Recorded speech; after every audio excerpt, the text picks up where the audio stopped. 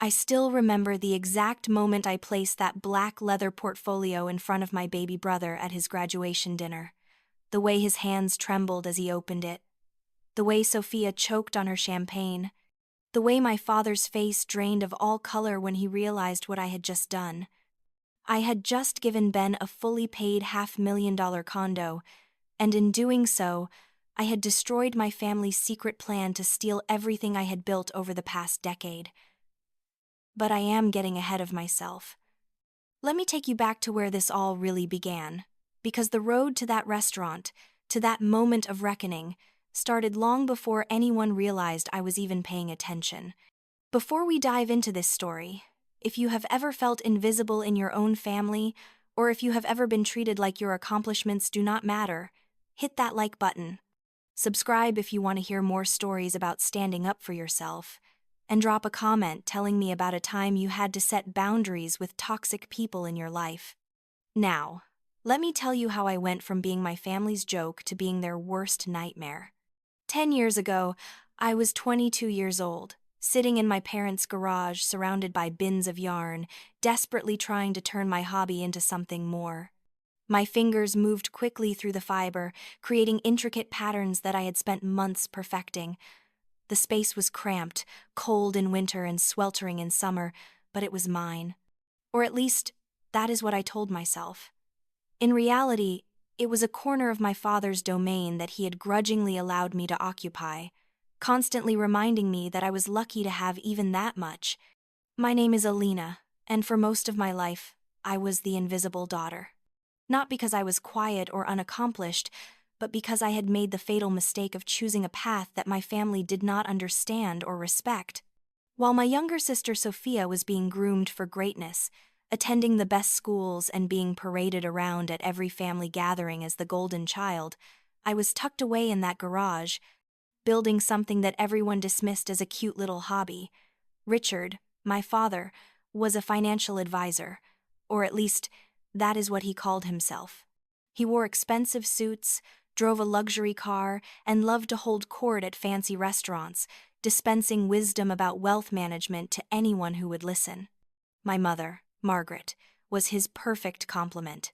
She lived for social status, for being seen at the right charity events, for bragging about Sophia's achievements to her circle of equally status-obsessed friends. And then there was Sophia herself, 3 years younger than me, beautiful, charismatic, and completely convinced that the world owed her everything she desired. Ben was different. My baby brother, 6 years younger than me, had always been caught in the middle. He was not the golden child like Sophia, but he also was not dismissed like me. He was just sort of there, trying to stay out of the crossfire, trying to make everyone happy. I loved him fiercely, even though I wished he had the courage to stand up for me sometimes. The pattern of our family dynamics had been established early. Sophia wanted to go to private school? Done. Sophia wanted piano lessons, writing lessons, French tutoring? Of course.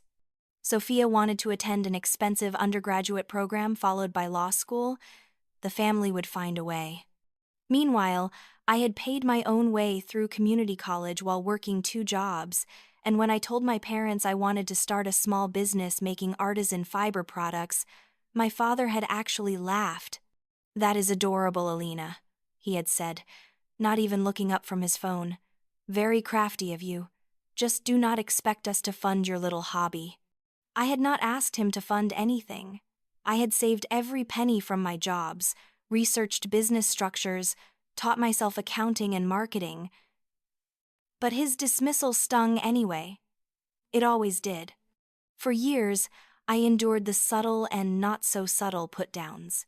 Family dinners where Sophia's latest achievement was celebrated, while my business growth was met with polite nods at best, condescending jokes at worst. Holiday gatherings where relatives asked Sophia about her career plans with genuine interest, then turned to me and said things like, "Still playing with your yarn, honey?" with barely concealed amusement. But I kept working. I kept building. Because spite can be a powerful motivator, and I was determined to prove them all wrong, even if they never bothered to notice. Elena's Artisans LLC started small. I sold handcrafted scarves and blankets at local craft fairs, then built a website, then expanded to Etsy, then built my own e-commerce platform. I learned about supply chains, wholesale relationships, and scaling production. I hired my first employee in year 3, my second and third in year 4. By year 5, I was bringing in 6 figures in revenue, and my family still thought I was just messing around with a hobby. The worst part was not the dismissal, it was the expectation. Despite treating my business like a joke, my family had no problem asking me for money, small amounts at first. A few hundred here for Sophia's textbooks, 1,000 there for some emergency home repair. I said yes because that is what you do for family, right? You help when you can. But then the requests got bigger and more frequent, and I started to notice a pattern. The emergencies always seemed to coincide with Sophia's needs. New laptop for law school? Emergency. Study abroad program? Crisis. Interview wardrobe? Urgent situation requiring immediate family support. I should have seen it coming. I should have recognized the warning signs, but I was still holding on to this fantasy that one day they would see me, really see me, see what I had built, see that I was worthy of their respect and pride. That fantasy died on a Tuesday evening in March at one of our family dinners at the upscale restaurant my parents loved to frequent. It was supposed to be a celebration for Sophia, who had just received some award at law school. My father ordered expensive wine. My mother glowed with pride. Sophia scrolled through her phone with a smug smile, occasionally glancing at me with thinly veiled contempt. I sat quietly, eating my overpriced pasta, trying to ignore the familiar ache of being invisible. Ben sat beside me, picking at his food, his discomfort palpable even though he said nothing. Then, as we were finishing dessert, my father pulled me aside. His hand gripped my elbow a little too tightly as he steered me toward a quiet corner near the bar. "Alina, I need to talk to you about something important," he said, his voice taking on that authoritative tone he used with his clients. Not a request, a command disguised as a conversation. "Okay," I said carefully, already feeling my stomach tighten. "Sophia's final tuition payment is due next month, $15,000. I know your little business has been doing well lately, so I thought you could help out the family." I stared at him. "You thought I could give you $15,000? Not give, Alina. Contribute. To your sister's future. To our family's future." He said it like it was the most reasonable thing in the world. Like I should be grateful for the opportunity to hand over my hard-earned money. Something in me snapped. Maybe it was the word contribute, as if I had not been contributing my entire life by staying small and quiet and out of the way. Maybe it was the casual assumption that my money was somehow family money, available for redistribution according to my father's priorities. Maybe it was just 10 years of dismissal and disrespect finally reaching critical mass. "No," I said. He blinked. "What?" "No. I am not giving you $15,000 for Sophia's tuition." His face darkened. "Alina, this is not a request. This is family. This is your sister's education. And my business is my livelihood, Dad. The business you have called a hobby for a decade. The business you have never once taken seriously. You do not get to dismiss my work and then demand my money." His grip on my arm tightened. I could see people starting to glance our way. "Do not forget who gave you that space in the garage to start this little operation. Do not forget who provided for you your entire life." "Provided for me?" I pulled my arm free, my voice low but shaking with anger. "You paid for Sophia's private school, her tutors, her college, her law school. You paid for Ben's needs. You provided for them. I have been on my own since I was 18. Because you chose to waste your potential on arts and crafts instead of getting a real education or career." There it was, the truth he had been dancing around for years. In his eyes, I was a failure, a disappointment, and my success, such as it was just a fluke, a little side hustle that did not deserve respect. Sophia appeared then, perfectly timed as always. "Is there a problem?" she asked sweetly, though her eyes were calculating. "Your sister is being selfish," my father said, loud enough for nearby tables to hear, "refusing to help family." Sophia's expression shifted to one of wounded surprise. "Alina, seriously, we are talking about my education, my future. How can you be so cold?" I looked between them, at my father's entitled anger and Sophia's practiced hurt, and I felt something fundamental shift inside me. This was not a family asking for help. This was a extraction operation. They had decided I had value, not as a daughter or sister, but as a resource to be mined. "I am going home," I said quietly. "Enjoy your celebration." I left them standing there, my father's face red with anger, Sophia's mouth open in shock. I did not look back. I did not say goodbye to Ben or my mother. I just walked out of that restaurant and drove home in a state of numb clarity. When I got to my apartment, the place I had rented after finally moving out of my parents' house 3 years prior, I sat on my couch and stared at my phone as it lit up with incoming calls and texts. Richard, Margaret, Sophia, all of them demanding, cajoling, guilting. My father's voicemail was a masterclass in manipulation, disappointment, anger, reminders of all they had done for me, accusations of selfishness and family betrayal. My mother's was worse. Tears, guilt. "How could you do this to your sister? To us? We are a family, Alina. Family helps each other." Sophia's texts were direct and threatening. "You are keeping money that should be going to my future. That is theft, Alina. That is you stealing from this family. Do the right thing, or everyone will know what kind of person you really are." I sat there for a long time, reading and rereading those messages, feeling that old familiar pull to give in, to smooth things over, to be the good daughter who does not cause problems.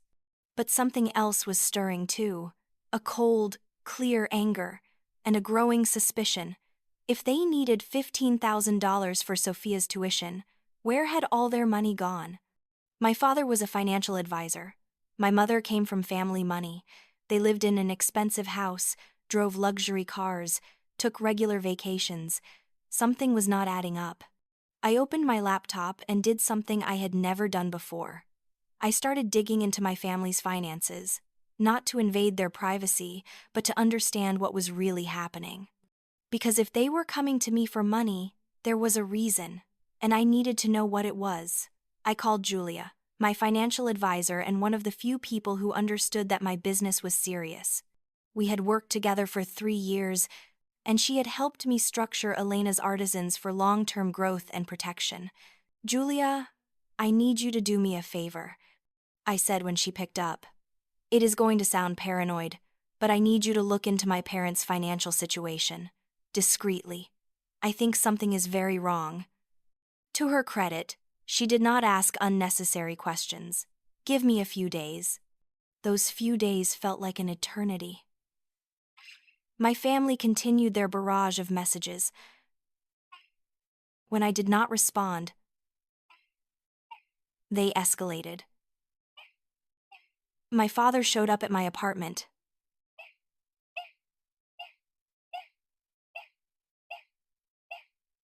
He stood outside my door, alternating between shouting and pleading, until my neighbors started coming out of their units and he finally left.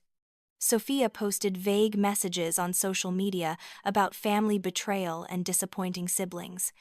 My mother sent me long, rambling emails about duty and gratitude and how much they had sacrificed for us children. Through it all, only Ben reached out with genuine concern. "Alina, what is going on? Dad is losing his mind. Are you okay?" I wanted to tell him everything, but I did not know what everything was yet. So I just said, "I am fine, Ben. I promise. Just stay out of this for now." When Julia finally called me to meet at a quiet coffee shop across town, I knew from her voice that it was bad. She spread documents across the table between us, her expression grim. "Alina, your parents are drowning in debt." I felt my stomach drop. "How bad?" "They took out a second mortgage on their house 2 years ago. high interest rate, predatory terms.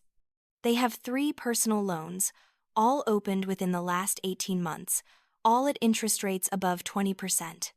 The total debt, not including the original mortgage, is over $450,000. I could not breathe. How is that possible? They have been living beyond their means for years, but it accelerated dramatically when Sophia started law school. Private undergraduate, then law school, living expenses in an expensive city, study abroad, professional wardrobe, networking events. They have been funding her entire lifestyle on credit. And Sophia? I asked, though I already knew the answer. She is listed as a co-signer on several of the loans. Everything is tied to her future earning potential as a lawyer. They are gambling that she will land a high-paying job and help them dig out. Julia pulled out another document. There is more. Your father was sanctioned by the Securities Regulatory Board 5 years ago for making unsuitable investment recommendations to elderly clients. He was not stripped of his license, but it is on his record. His client base has been shrinking. His income has been declining for years. I stared at the papers, my mind racing. My entire life, I had been told that my father was successful, that he was good at what he did, that he understood money and wealth and how to manage both. It was all a lie. He was not a successful financial advisor. He was a barely hanging-on salesman with a history of poor judgment, and he had made catastrophic decisions about his own finances. The $15,000 they want from you? Julia continued quietly. It is not for Sophia's tuition. That is already on credit. They need it to make minimum payments on their other debts. They are trying to stay afloat long enough for Sophia to graduate and start earning. They are using me as their emergency fund, I whispered. Yes, and Alina, if you give them that money, it will not be the last time they ask. This is a debt spiral. 15,000 will not fix anything. It will just delay the inevitable. I sat back, my mind reeling. My father had the audacity to call my business a hobby, to dismiss my accomplishments as trivial, while he was secretly drowning in debt from his own terrible decisions. He had built an entire fantasy life on credit, betting everything on Sophia's future, and now he expected me to fund the delusion. I need you to help me do something, I said to Julia, my voice steady, despite the rage building inside me. I need to make sure they can never touch my business, ever. She nodded slowly. You are already protected, Alina. Remember the trust structure we set up 5 years ago? I did remember. When Elena's artisans started growing rapidly, Julia had advised me to protect my assets. 75% of my company's shares were held in an irrevocable trust called the EMR Legacy Trust. I was the trustee and beneficiary, but the assets were legally separated from my personal finances. The trust was designed to ensure long-term growth of the business, with very specific rules about what could and could not be done with the funds. Your father does not have access to that, Julia said. Even if he somehow convinced you to give him money, you could not liquidate business assets to do it. The trust rules prevent it. You can pay yourself a salary, you can reinvest in the business, but you cannot drain it for personal expenses, yours or anyone else's. He does not know about the trust, does he? I asked. Unless you told him no, it is not public record. And from what you have told me about his view of your business, I doubt he ever bothered to look into your corporate structure. A plan was forming in my mind, a cold, calculated plan. My father thought I was a naive little girl playing with yarn, easy to manipulate and exploit. He had no idea what I had built. He had no idea that I had been preparing for this, in a way, for years. Not because I predicted this exact betrayal, but because I had learned early that I could only rely on myself. I need you to find me a condo, I said suddenly. 1 bedroom, in the new tech district. Under 300,000, cash purchase. I want it in Ben's name, and I do not want my name anywhere on the paperwork. Julia raised an eyebrow. For Ben? He just graduated. He has a good job lined up, but the housing market is brutal and he is panicking about having to move back home. I want to give him an option, a way out. Because when this blows up, and it is going to blow up, I need him to be safe." "You are using your personal funds, not business funds?" Julia asked, making notes. "Yes, my salary, my savings. This is personal. I will have options for you by tomorrow." I thanked her and left the coffee shop feeling lighter than I had in weeks. The rage was still there, burning cold and steady, but it was focused now, purposeful. Over the next 2 days, Julia worked her magic. She found a perfect one-bedroom condo, newly renovated, close to Ben's new job, in a safe neighborhood with good appreciation potential. We moved fast, making a cash offer that was accepted immediately. The whole transaction took less than a week. During that week, my family continued their assault. When I did not respond to their messages, they got creative. Sophia told extended family members that I was refusing to help with her education, painting me as the villain. Cousins I barely spoke to started sending me messages about family loyalty. My mother showed up at my workplace, a small warehouse space I had rented 2 years ago when I finally outgrew the garage. She had never visited before, never shown any interest in seeing what I had built. But there she was, standing in the reception area, looking around with barely concealed disdain at the shelves of fiber, the work tables, the shipping station. "This is where you spend all your time?" she asked, as if she had discovered me in a crack den. "This is my business, Mom. This is what I do." "Alina, we need to talk about your father. He is very hurt by your behavior. You need to apologize and help with Sophia's tuition." I looked at my mother, really looked at her, and saw a stranger. A woman who had never once asked about my business, my goals, my life, except when she wanted something from me. "I am not going to do that, Mom." "Why are you being so selfish?" she demanded, her voice rising. "After everything we have done for you?" "What have you done for me?" I asked quietly. "What, specifically, have you done for me that you did not also do for Sophia and Ben? Because from where I am standing, you have done the bare minimum required by law for me, and everything possible for Sophia. We gave you a home, we fed you, we clothed you. You did the same for Sophia, except you also gave her private school, tutors, college funds, and constant validation. You gave her everything, Mom. You gave me a roof and criticism." She looked genuinely shocked, as if this had never occurred to her. "We treated you all the same. You are delusional if you actually believe that. But it does not matter anymore. I am not giving you money. I am not giving Dad money. I am not funding Sophia's lifestyle. That part of my life is over. If you do this, you are out of this family," she said, her voice shaking with anger. "Is that what you want? To be alone?" I smiled, and it felt sad and free at the same time. "Mom, I have been alone in this family my whole life. This just makes it official." She left in a fury, and I went back to work. That evening, I finalized the condo purchase. The deed was in Ben's name. The closing was scheduled for the following week, right around the time of his graduation, and that was when my father made his final mistake. He showed up at my apartment again, but this time he had done his homework. He had been looking into my business, trying to find leverage. He had pulled what public information he could find, had tried to estimate my revenue, my assets, my net worth. When I opened the door, he pushed past me into my living room, holding a folder full of printouts and notes. "I know what you are worth now," he said without preamble. "I know your business brought in over $1 million last year. I know you own this building. I know you are sitting on a fortune while your family struggles." I closed the door and turned to face him, my expression neutral. "You mean while you struggle under the weight of your own terrible decisions?" His face went red.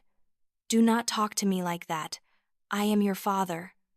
You are the man who gave me the bare minimum while giving Sophia everything, and who is now angry that I will not bail you out of your own mess. That is what you are." "I have a solution," he said, ignoring my words. "A family investment fund. You put your business profits into it. We pay off Sophia's loans and our debt, and then we restructure everything properly, as a family. I almost laughed. You want me to hand over my business profits to cover your debts? Not hand over. Invest. In the family's future. Let me be very clear, Dad. That is never going to happen. You do not have a choice, he said, his voice turning cold. I can make things very difficult for you. I have connections. I can hurt your business. No, you cannot, I said calmly, because 75% of my company is held in an irrevocable trust that has existed for 5 years. I am the trustee, but I cannot liquidate assets to pay off family debts. It is literally against the trust rules. The business is protected. From you, from anyone. I watched the color drain from his face as he processed this. You put it in a trust? I did, because I learned a long time ago that I could not trust you, any of you. Who helped you do this? He demanded. What kind of advisor tells a daughter to hide her money from her family? The kind of advisor who is actually good at their job, I said pointedly, unlike you. He stepped toward me, his fists clenched, and for a moment I thought he might actually hit me, but he stopped, breathing hard, his face twisted with rage. You ungrateful little bitch, he hissed. After everything I have done for you, I gave you that garage. I let you start your little business. Without me, you would be nothing. You let me use a corner of your garage because I paid you rent, I said, my voice ice cold. $200 a month for 3 years. You did not give me anything, Dad. I paid for everything I have. And now, because you gambled everything on Sophia and lost, you want me to pay for your mistakes too. But I am not going to do it. I will tell Ben what you are doing, he threatened. I will make sure he knows you abandoned this family. Tell him, I said. Tell him how you took out loans you could not afford to fund Sophia's fantasy life. Tell him how you came to me demanding money for a tuition payment that is actually going to pay interest on your debt. Tell him how you view your children as financial instruments instead of people. I am sure he will be fascinated. My father stared at me with pure hatred, and in that moment, I knew that whatever relationship we had was truly over. There was no coming back from this, no reconciliation, no happy ending. You are going to regret this, he said quietly.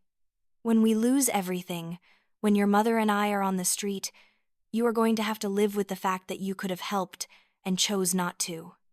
No, Dad, you are going to have to live with the fact that you destroyed your own life and tried to take me down with you. That is on you. All of it. He left without another word, slamming the door so hard that a picture fell off my wall. I stood in my living room for a long time after he left, my heart pounding, my hands shaking. But underneath the adrenaline, I felt something unfamiliar. Peace, clarity.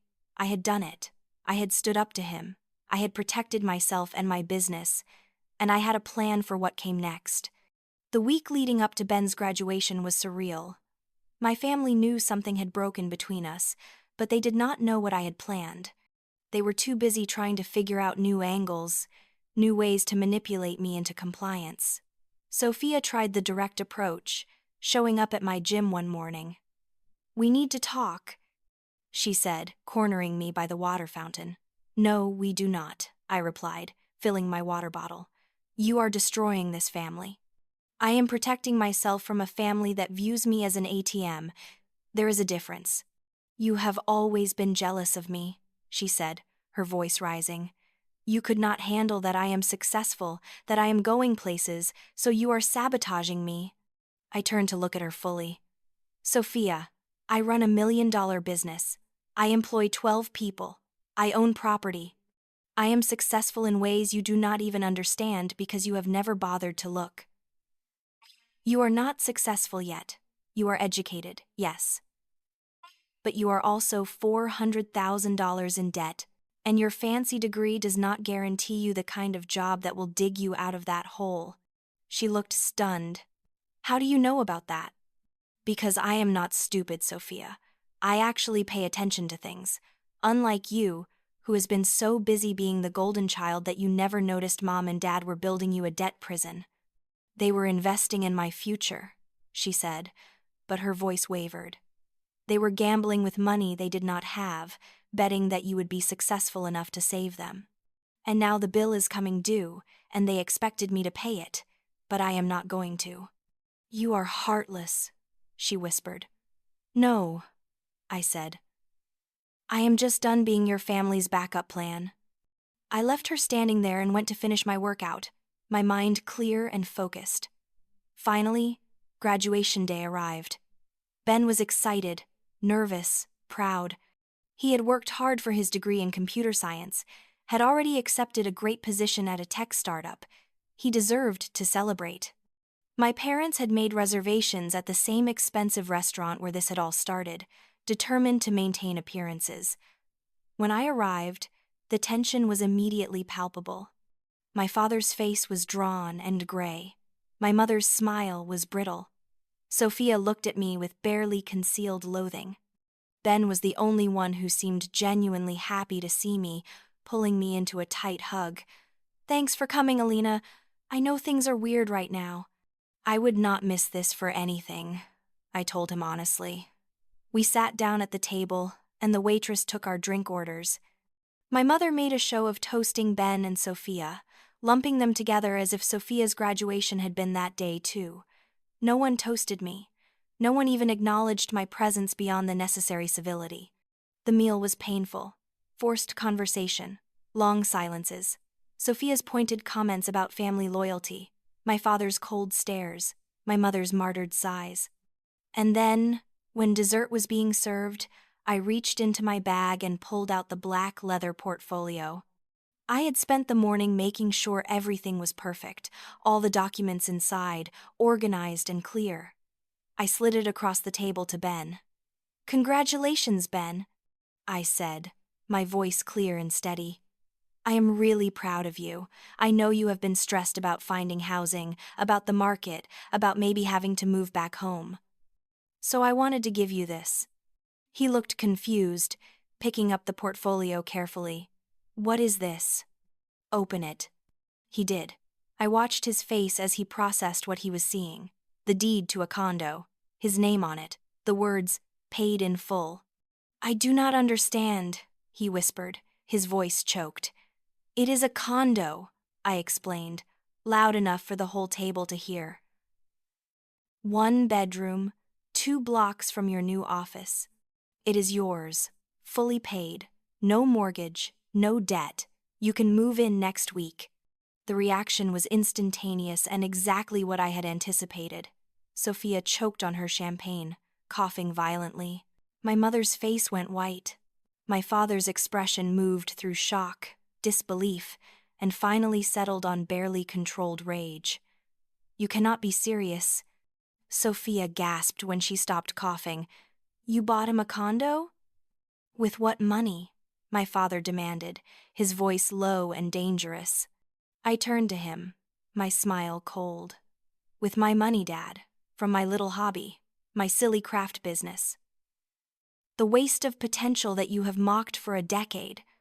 I looked around the table at all of them. These people who had dismissed me, used me, expected me to fund their delusions. For 10 years, you have treated my business like a joke. You called it a hobby, a waste, a silly way to pass time. You laughed at my craft fairs. You rolled your eyes at my website. You made fun of my products to your friends. You acted like I was an embarrassment to this family. I leaned forward, my voice clear and strong. That joke? That silly hobby? It generated over $1.2 million in revenue last year. It employs 12 people full-time. It has contracts with major retailers across the country. And it just bought Ben a $500,000 condo in cash. My mother made a small, wounded sound. Sophia looked like she might be sick. My father's face had gone from white to bright red. All these years, I continued, you have been planning how to use me, how to manipulate me into funding your lifestyle. Dad, I know about the second mortgage. I know about the personal loans. I know you are drowning in over $400,000 in debt. I know you gambled everything on Sophia, betting she would make enough as a lawyer to bail you out. I turned to Sophia. And you let them do it. You co-signed those loans. You knew they were building this debt mountain for you, and you did not care because you expected me to help pay for it eventually. That is not true, Sophia said weakly. It is completely true. Dad tried to get me to put my business profits into a family investment fund. Translation: use my money to pay your debts. But here is the thing. I protected my business years ago. 75% of it is in an irrevocable trust. I cannot liquidate it to pay off family debt even if I wanted to, and I definitely do not want to. My father was shaking now, his hands clenched into fists on the table. You had no right, he hissed. I had every right, I shot back. You do not get to dismiss my work and then demand my money. You do not get to treat me like I am worthless and then act entitled to everything I have earned. You destroyed your own finances chasing some fantasy of who Sophia would become. You made your choices. Now you get to live with them. I stood up, pulling my purse onto my shoulder. The family investment was never Sophia. It was me. You just did not realize it until it was too late. And now, you have lost everything because I am not playing this game anymore. Ben stood up too, clutching the portfolio to his chest. He looked at our parents, at Sophia, and I saw something change in his face. The innocence, the desperate desire to keep everyone happy, it drained away, replaced by a kind of disappointed clarity that broke my heart. Is this true? He asked them, his voice rough. Have you been planning to use Alina's money? My mother reached for him. Ben, sweetheart, it is not like that. It is exactly like that, I said quietly. I have proof, financial records, emails, recorded conversations, all of it. Ben looked at me, then back at them. I need some air, he said. I cannot be here right now. He walked out of the restaurant, and I followed him, leaving my parents and Sophia sitting at that table with the ruins of their plans scattered around them like broken glass. I found Ben outside, leaning against a lamppost, staring at the portfolio in his hands like he could not quite believe it was real. Alina, he said when he saw me. I do not know what to say. A whole condo. I cannot accept this. It is already done, Ben. It is in your name. It is yours. But this is insane. This must have cost you everything. I smiled. Actually, it cost me about 25% of my liquid savings, which I earned, which I can afford, and which I wanted to spend on you, because you deserve it. His eyes filled with tears. I have been so stupid. All these years, I thought they were just being normal parents, proud of Sophia, because she was doing impressive things. I did not realize they were treating you so badly. I did not realize what they were doing. You were not stupid, Ben. You were young and trying to survive in that house. I understand. Were they really going to steal from you? He asked, his voice breaking. They were going to try. They thought they were entitled to it because I am family. But they were never a family to me, Ben. They were just people I was related to who expected me to fund their mistakes. He wiped his eyes. I am not going back there. I cannot go back to that house. You do not have to. You have your own place now. You are free. We stood there for a while, brother and sister, outside that restaurant, and I felt something I had not felt in years. Hope, not for reconciliation with my parents or Sophia. That ship had sailed and burned and sunk, but hope for the future, for a life built on my own terms, with the people who actually valued me. The aftermath of that dinner unfolded exactly as I had predicted, though perhaps even more dramatically than I had hoped. Within 6 months, the debt collectors came for my parents. Without my money to prop up their facade, the house of cards collapsed. They tried to make minimum payments, but it was impossible. The math did not work. The second mortgage went into default first. My father's business, already struggling, completely fell apart when word got out about his financial troubles. Clients left. His reputation, built on the illusion of financial expertise, evaporated when people realized he could not even manage his own money. The regulatory board suspension from years ago became public knowledge. He lost his license entirely after an investigation revealed more questionable practices. They had to sell the house. The beautiful, expensive house in the nice neighborhood that my mother had loved. They sold it at a loss, in a rush, and the proceeds barely covered the mortgages and a fraction of the other debt. They moved into a small 2-bedroom apartment in a cheaper part of town, and my mother's entire social circle disappeared overnight. Turns out her friends were not really friends. They were status seekers, and my parents no longer had status to offer. Sophia had it worst of all. Her law degree, the golden ticket that was supposed to save everyone, turned out to be just an expensive piece of paper with a crushing debt load attached. The job market for new lawyers was brutal, and her debt-to-income ratio made her unattractive to the big firms that might have paid enough to make a dent in what she owed. She ended up taking a position as a public defender in a different state, paying $45,000 a year, which sounds decent until you realize she had over $200,000 in student loans, plus the co-signed debt from my parents. The monthly minimums ate up more than half her paycheck. She would be paying those loans for the rest of her life. Ben, meanwhile, thrived. He moved into his condo, started his job, and for the first time in his life, did not have to worry about housing costs. He could save money. He could breathe. We had dinner together once a week, and I watched him slowly become more confident, more himself, free from the toxic dynamics that had defined his childhood. My business continued to grow.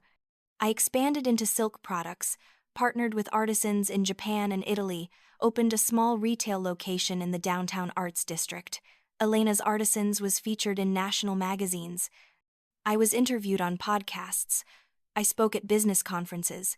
Everything my family had mocked became my triumph, and through it all, they kept trying to reach me. Emails from my mother begging for help, text messages from my father alternating between rage and pleading. Sophia sent me a long letter blaming me for ruining her life, claiming that if I had just helped when they asked, none of this would have happened. I read that letter once, then put it through my office shredder. Her financial ruin was not my fault. It was the natural consequence of choices made by her and our parents. They had gambled on her future and lost. They had treated me like garbage and expected me to be their safety net. And when I refused, when I protected myself and my business, they lost everything. I should have felt guilty. Part of me knew that a good person, a normal person, might feel some sympathy for their suffering, but I did not. All I felt was a cold, clean sense of justice. They had made their choices. Now they got to live with them. 18 months after that graduation dinner, I got a text from an unknown number. It was my mother. She must have gotten a new phone, or maybe she thought I would not recognize the number. "Alina, your father is very sick. He had a heart attack. He needs help. Medical bills. Please." I looked at that message for a long time. I thought about the little girl in the garage, trying so hard to build something, to matter. While her family laughed and dismissed her, I thought about the years of contempt, the casual cruelty, the entitled demands. I blocked the number and deleted the message. 2 weeks later, Ben called me. Mom contacted me. Dad is in the hospital. She wants us to help with the bills. "What did you tell her?" I asked. I told her no. I told her that they made their choices and I made mine. She cried and said I was heartless. "You are not heartless, Ben. You just have boundaries." I know. It still feels weird, though. Part of me feels like I should help. They are still our parents. They are DNA donors who expected you to fund their mistakes. I said gently. Parents do not weaponize their love. Parents do not treat their children like investment portfolios. They stopped being parents a long time ago. He was quiet for a moment. "You are right. I just needed to hear it out loud." That was the last communication either of us had with our biological family. They faded from our lives like a bad dream you half remember in the morning. Sometimes I would hear things through mutual acquaintances. My father recovered from the heart attack but had ongoing health issues. My mother had to get a job for the first time in decades, working retail at a department store. Sophia was still struggling, still drowning in debt, still bitter. And me? I was thriving. I had built my fortress, my empire, my life. I had people who valued me, employees who respected me, a business that mattered. I had Ben, who had become not just my brother but my best friend, the family I chose to keep. On the 5-year anniversary of that graduation dinner, I was sitting in my office, my real office, with windows overlooking the city, in the building I now owned. Ben came in with coffee, grinning about some new feature his team had launched. My business was about to cross 10 million in annual revenue. I had everything I had ever worked for. My phone buzzed. Another message from another unknown number. I already knew it was one of them, trying again with a new tactic. I did not even open it. I just blocked the number and turned my phone face down on my desk. Ben noticed. Them again? Yep. You okay? I smiled. I am perfect. And I was, because I had learned the most important lesson of my life. You do not owe people your success just because you share DNA with them. You do not have to set yourself on fire to keep others warm. You are allowed to protect what you have built. You are allowed to say no. You are allowed to choose yourself. My family called me heartless, selfish, cold. And maybe by their standards I was, but by my standards I was finally free. Free from their expectations, free from their manipulation, free from the weight of trying to earn love from people who were never going to give it. The fortress I built was not just my business. It was my boundaries, my self-respect, my refusal to be their victim anymore. And I would defend that fortress for the rest of my life because I had earned it. Every brick, every wall, every locked gate. I had earned my freedom. And I was never giving it up again. So here is what I learned. And here is what I want you to remember. Your family does not get unlimited access to your resources just because they are family. Success built on your own hard work is not a family asset to be redistributed according to someone else's priorities. And when people show you who they really are, when they demonstrate that they value you only for what you can give them, believe them the first time. I spent 10 years proving myself to people who would never respect me, and when I finally stopped trying, when I finally protected myself and said no, I found peace, real peace. The kind that comes from knowing your worth is not determined by other people's opinions. You are not obligated to fund other people's mistakes. You are not required to sacrifice your future for people who did not invest in yours. And you are absolutely allowed to build walls around what you have created, even if the people on the outside are family. So, what about you? Have you ever had to set boundaries with family members who saw you as a resource rather than a person? Have you ever walked away from people you loved because staying would have destroyed you? Drop a comment and tell me your story. Hit that like button if this resonated with you. And subscribe because I have a lot more to say about standing up for yourself, protecting what is yours, and refusing to be anyone's backup plan. Remember, the best revenge is not anger or bitterness. The best revenge is building a life so good, so successful, so completely yours, that the people who dismissed you can only watch from the outside. That is what I did, and that is what you can do too.